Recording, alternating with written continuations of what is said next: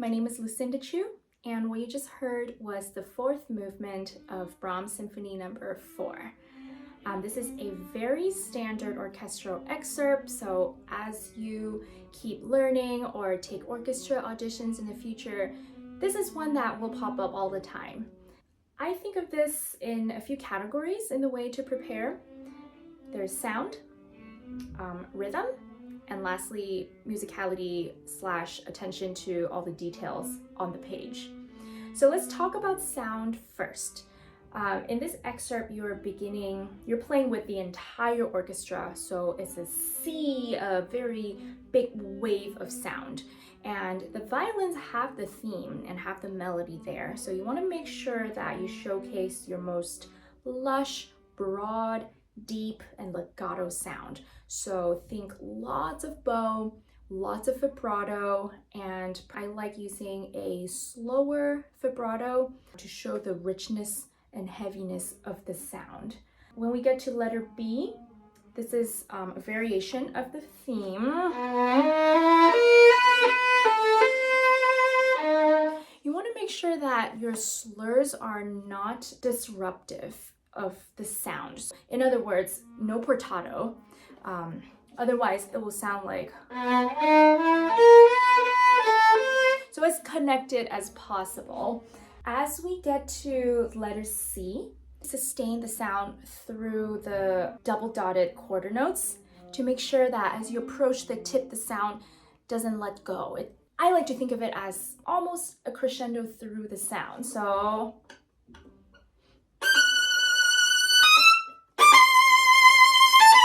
I'm really sustaining and crescendoing through my bow as I travel to the tip. As we head to the second section where the 16th notes begin, keep that deep, strong, passionate sound, but also make sure that you showcase your very clean and articulated notes. That comes with lots of finger strength in the left hand. So make sure that they are, nice and strong so I can really hear every note very clearly. So it's not sloppy.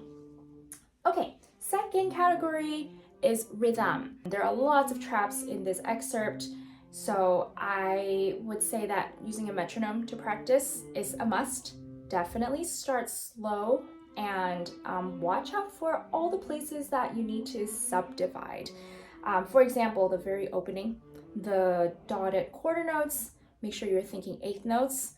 And as you approach section B, the line wants to move because of the slurs and because of the faster notes. It's easy to rush there. So while you have direction, you're still held back in some ways. At C, make sure that we subdivide 16th notes all the way through, especially at the end of each measure with that rest. It's very easy to, again, rush there.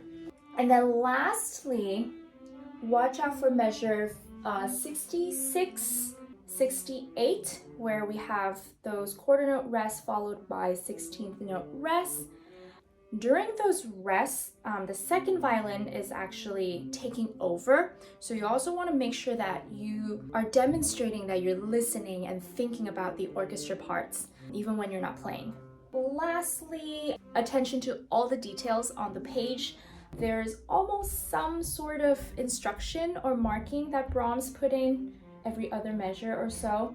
So it starts forte, largamente, and then there is a crescendo before B, so make sure you acknowledge that. And then comes a ton of hairpins and crescendos, and then more crescendo with more espressivo. So basically it's a big build up from the beginning all the way to C.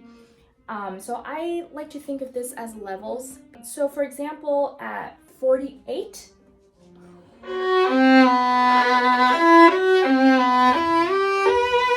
I think of this as level 1 of the crescendo there. And then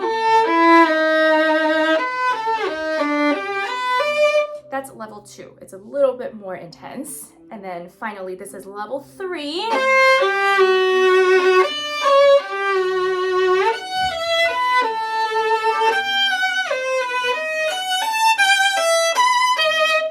and that's the most powerful one. Just have a game plan and how you want to level up your dynamic and intensity. When we arrive at C, that should be a big destination.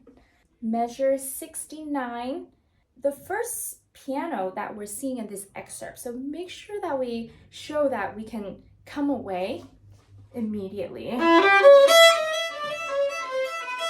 So use a very fast bow speed to activate the first note and then come away and use very little bow. This is the section where it feels like the line is falling. So you want to reflect the phrasing. The winds have the moving melody there. You're in the background with this in terms of sound. And then there's a diminuendo all the way through until 72, subito forte in 73, and these sextuplets are just a big gesture. So make sure you think they should be very much with direction. At 77, there's another forte piano. And then you fade to almost nothing at the very end.